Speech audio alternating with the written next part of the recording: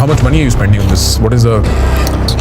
No Indian film by a long distance comes close to it. So to put it simply, it'll be about $500 million by the time we're done on both films put together, part 1 and part 2, which is over 4,000 crores. 4,000 crores, India's biggest film ever, and after watching the teaser, I'm not sure that risk is safe, because this teaser has a serious identity problem. One shot looks like a global epic, the next feels like a TV serial from 2005, and that is a dangerous sign. There are 5 major issues here that could turn this into the next Adipurush, or even worse, a full-blown cultural controversy. Look, I want this film to win.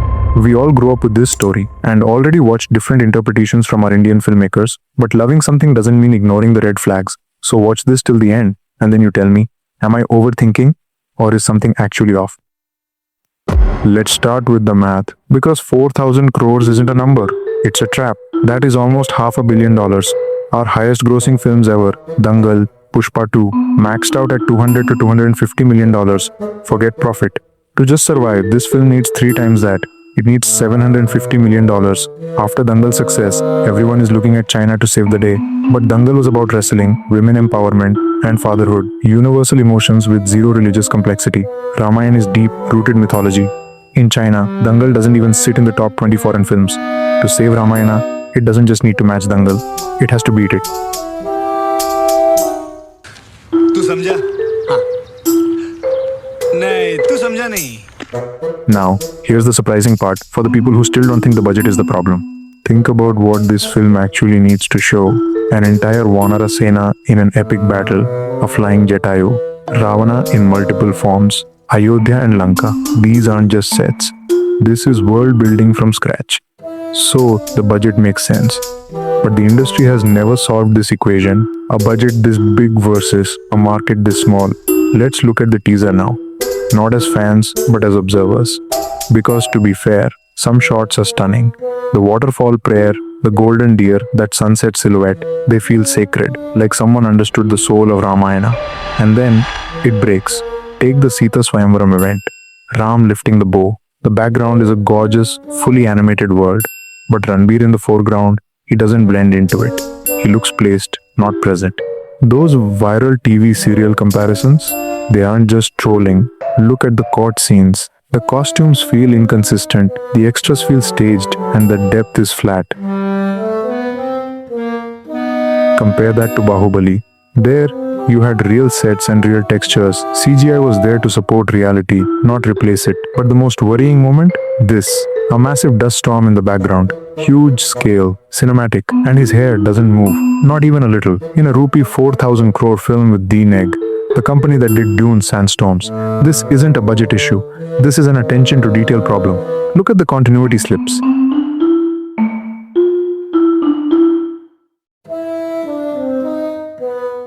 This level of oversight in a prestige project signals a crack in the production culture. Now, is the teaser bad? No. The night shots are stunning, the music is good, but here is the real issue. The shots that look great are the simple ones.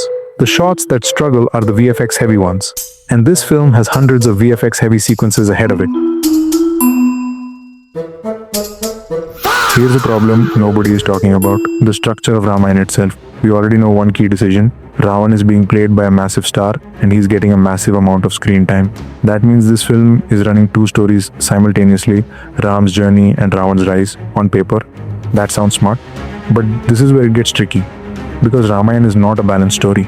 It's not hero versus anti-hero. It's a story about one man choosing dharma, even when it costs him everything. That's what makes Ram, Ram. But in cinema, screen time equals sympathy.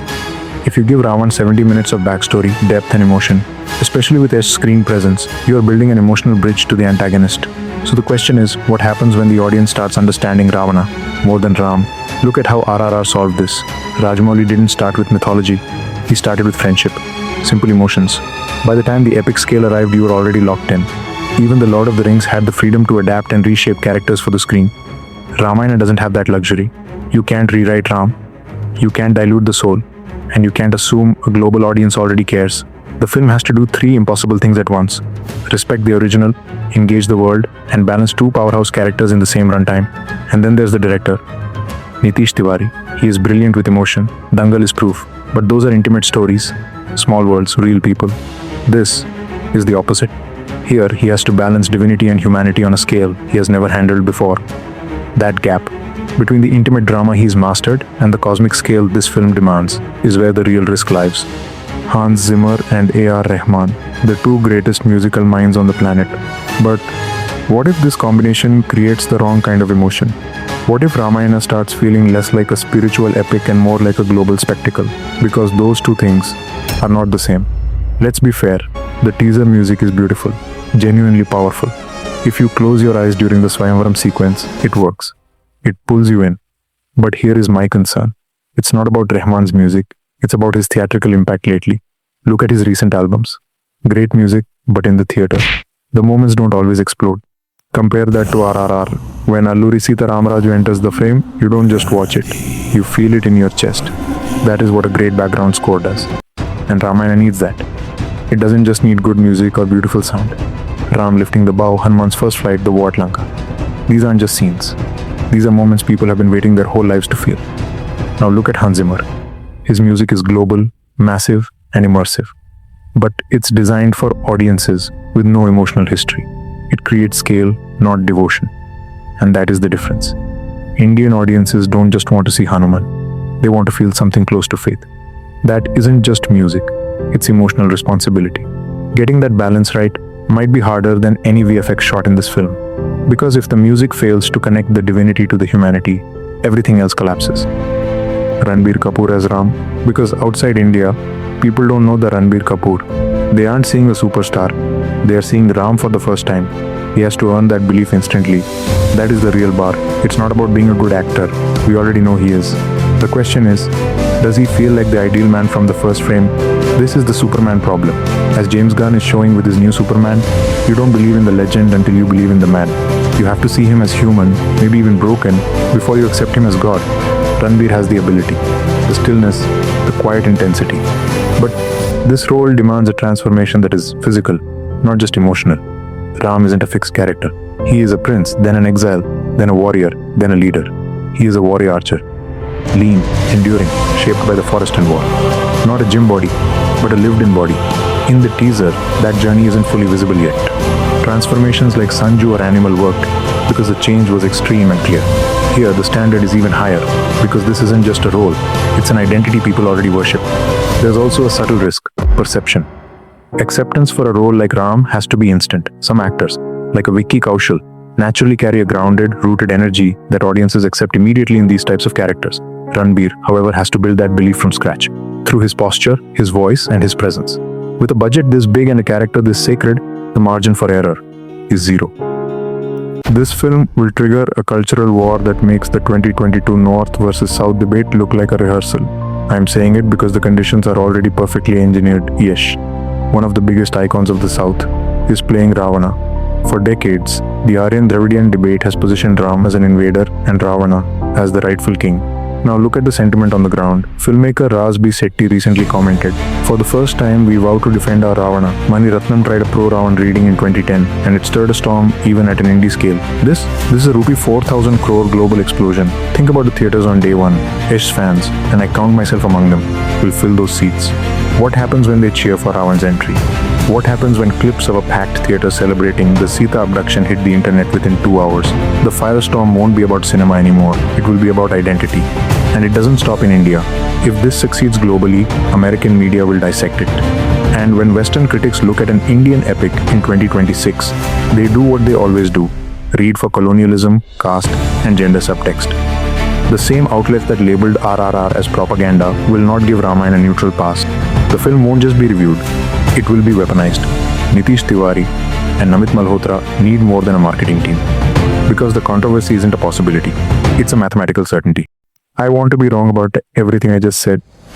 Here is my actual prayer for this film.